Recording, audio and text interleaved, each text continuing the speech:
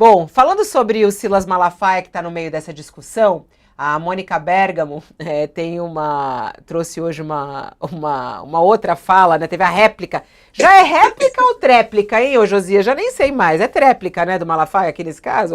Ou Já é é a tréplica, réplica? hein? Essa altura já é tréplica. Já é tréplica, né? Bom, na É, tréplica do Malafaia, ele rebateu os filhos, porque, né, o Flávio Bolsonaro falou: roupa suja se lava em casa. Gente, a resposta do Malafaia foi muito boa. Que aí ele virou e falou assim: roupa suja? Não lavo roupa suja em casa, primeiro porque eu não tenho casa com o Bolsonaro para lavar roupa. Segundo, porque eu sou o maior apoiador de Bolsonaro. Nas horas difíceis estive ao lado dele e concedi a entrevista para dar um choque de realidade, para ele acordar. Por isso que eu expus publicamente a minha opinião. E sabe o que eles não entendem? Que como eu critico, na hora em que eu apoio, a minha voz tem força e crédito muito maiores. As pessoas sabem que eu não sou um bolsomínio, nem um bajulador, por isso a minha voz se torna poderosa para ajudá-los. Foi ele falando sobre a entrevista na qual ele diz, nessa entrevista a Mônica Bergamo, né, que Bolsonaro é um covarde, é omisso e que ele é uma porcaria de líder, né? Essa foi a frase dele muito forte. E aí ele até ontem nas redes sociais, o Malafaia também colocou lá um aviso às viúvas do Pablo Marçal. Nessa disputa, ele falou um aviso. Aos bolsomínios, às viúvas do Pablo Marçal que estão me atacando. Querem informar que eu e Bolsonaro nos entendemos. Quem são vocês? Só kikikiki, muito kikikiki. E aí, Josias, é a gente que é feito de bobo mesmo nessa história toda, né? Eles, na verdade, nunca se separaram ou já se separaram. não, nunca se separam. A verdade, às vezes se separam, mas o pastor Silas Malafaia, por exemplo, ele é um religioso de resultados, né? Ele já esteve com o Lula, com a Dilma, com o Dória, agora está com o Bolsonaro. Ele está com o poder. A vocação do Silas Malafaia é o poder, né? Então, ele se acomodará conforme a conjuntura vai se alterando, ele vai modificando o seu pensamento. Você se lembra, Fabíola, que na primeira manifestação dele, na entrevista à Mônica Bergamo, ele, ao mesmo tempo que faz críticas ao Bolsonaro, ele enaltece o papel desempenhado na disputa de São Paulo pelo governador Tarcísio de Freitas.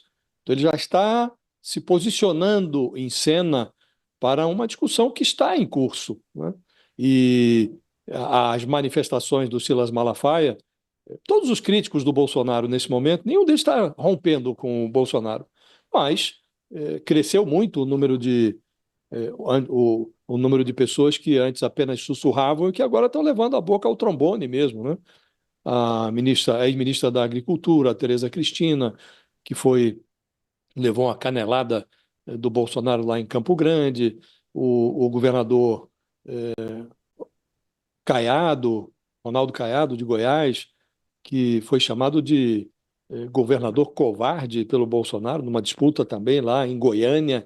Então, ele colecionou uma série de desafetos no campo da direita, nesse processo eleitoral. Isso mostra, Fabiola, que está em curso um espetáculo político diferente, que é a reinvenção da direita. Se esse espetáculo for bem conduzido, ele levará à desbolsonarização da conjuntura. Se for mal sucedido, pode conduzir a um desastre. Nós verificamos que a aparição do Pablo Marçal no primeiro turno da disputa em São Paulo mostrou que tem aventureiros aí que podem cooptar este voto de extrema-direita nesse processo de transição, né?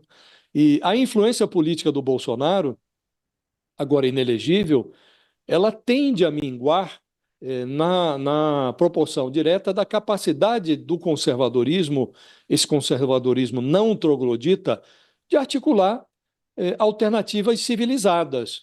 É nesse contexto que se inserem as declarações, as críticas do Silas Malafaia, essas manifestações o ciúme do Carlos Bolsonaro em relação ao desempenho do Tarcísio de Freitas, porque o Tarcísio emerge nesse processo da eleição municipal como uma alternativa, essa alternativa não troglodita do conservadorismo nacional.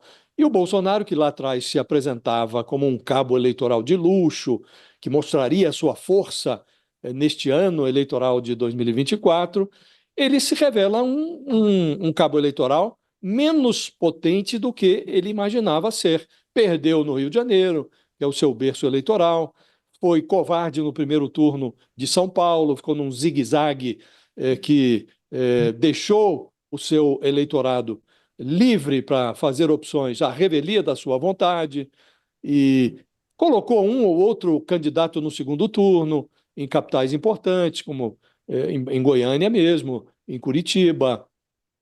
Então ele mostrou alguma relevância, não está morto, mas não é nada que se pareça com um cabo eleitoral de luxo, é, portentoso, como ele dizia, ou ele imaginava ser, não é? Então, é esse contexto que a gente está vivendo, Fabíola, um contexto de reinvenção da direita. É preciso ver como vai terminar a disputa no segundo turno, para ver o tamanho de cada um, mas claramente o Bolsonaro sairá dessa eleição menor do que entrou, né? E isso vai potencializar esse debate sobre a necessidade de construir alternativas, né? E virão, logo depois da eleição, presumivelmente, virão os processos que o Bolsonaro ainda responde, né? Você se lembra, Fabiola, que lá atrás o Procurador-Geral da República, o Paulo Gonet, disse: olha, eu não vou levar adiante as prováveis denúncias contra o Bolsonaro, vamos esperar passar o ciclo eleitoral para não tumultuar o processo eleitoral. Então está tudo represado ali. A meu ver, foi um erro esse represamento, mas é um fato, foi represado. Tudo isso tende a ser, essa represa tende a ser desobstruída, tende a ser aberta depois da eleição. Então o Bolsonaro ficará mais próximo de um debate criminal do que eleitoral. E, novamente, esse processo de reinvenção da direita ganhará novo impulso. Então é isso que nós estamos assistindo, Fabiola.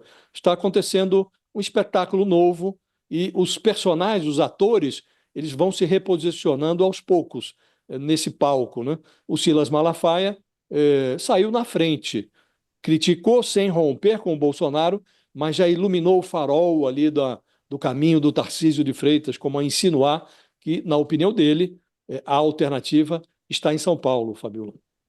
Fabiola, posso fazer uma observação? Pode. Olha esse trecho da entrevista do Carlos Bolsonaro. Há uma tentativa gigantesca de fazer com que o Tarcísio se sinta um cara, mais uma vez, para se afastar do meu pai, e as pessoas desconfiam disso. Mas acredito que no final alguma coisa pode mudar e o sistema quebrar a cara de novo. Ele e meu pai se dão muito bem.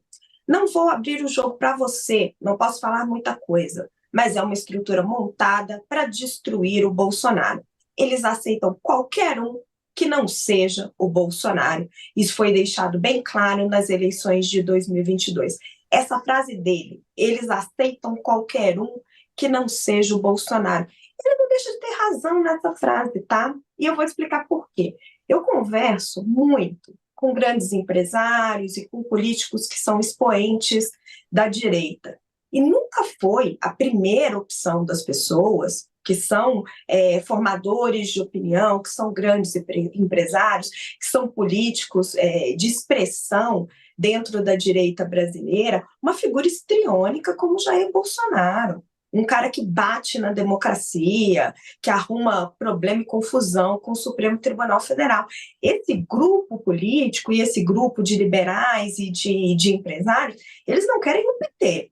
Eles não querem o que eles acham que é um risco para os negócios, um risco para o liberalismo, um risco para o capitalismo, um risco para a reversão de privatizações. O que eles acham que é uma agenda que leva a economia brasileira para o buraco.